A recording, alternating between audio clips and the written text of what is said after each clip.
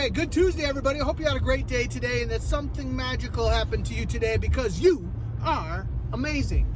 I'm just taking a little drive this evening, just changing my scenery a little bit, getting out and about. And I got thinking about this morning when I woke up and got going, and before I was having my coffee and kind of looking at social media this morning a little bit.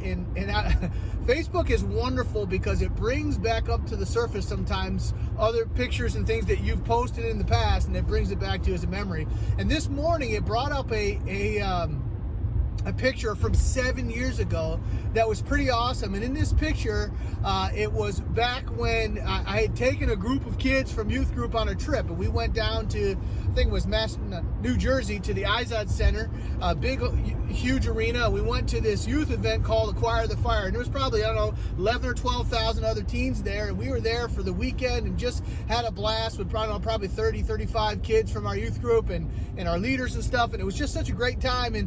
But the picture was amazing because it happened during one of the breaks from some of the session. It was lunchtime. We were out in the parking lot back at our bus, and we were all eating lunch, and some of the kids were out there throwing the football. And one of the kids was out, who's in the picture. His name's Ian Randall, and the picture is of him. The Izod Center is behind him. The big arena is behind him. And then all you see is his big smiling face. And he's just happy-go-lucky. And he's got his hand up like this. But some people notice or they don't notice is that his pinky finger is at about a 40-degree angle to the left. What had happened as we were out there playing football, Ian went to catch the football, and as happens sometimes when people are playing sports, things don't always go right.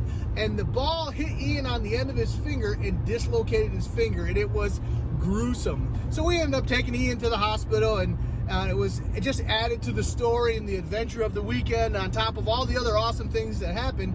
And Ian got his finger popped back into the joint, back in the socket, and we went on for the rest of our weekend.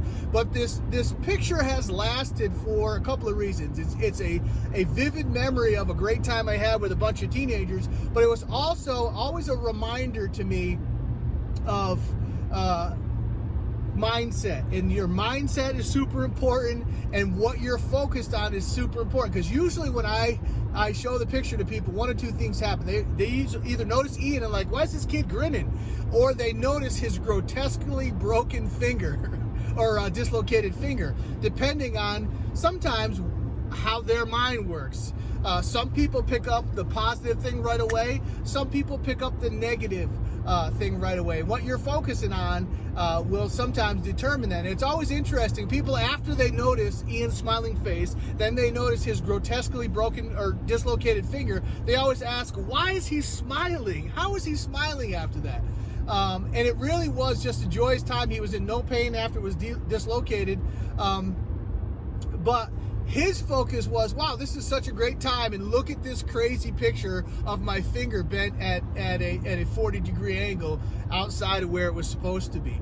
And it's always a reminder to me when I see this picture that mindset is important. Attitude in crisis is important. Ian wasn't worried. I wasn't worried. Oh, we got to pop that back in, and we'll get back to the fun. And then also, what you're focusing on will absolutely determine what you pick up from a situation. Some people focus on the fact, oh, look at this smiling kid, looks like he's having a blast at this youth event. And some other people, their mind picks up right away, wow, look at that finger, that looks nasty.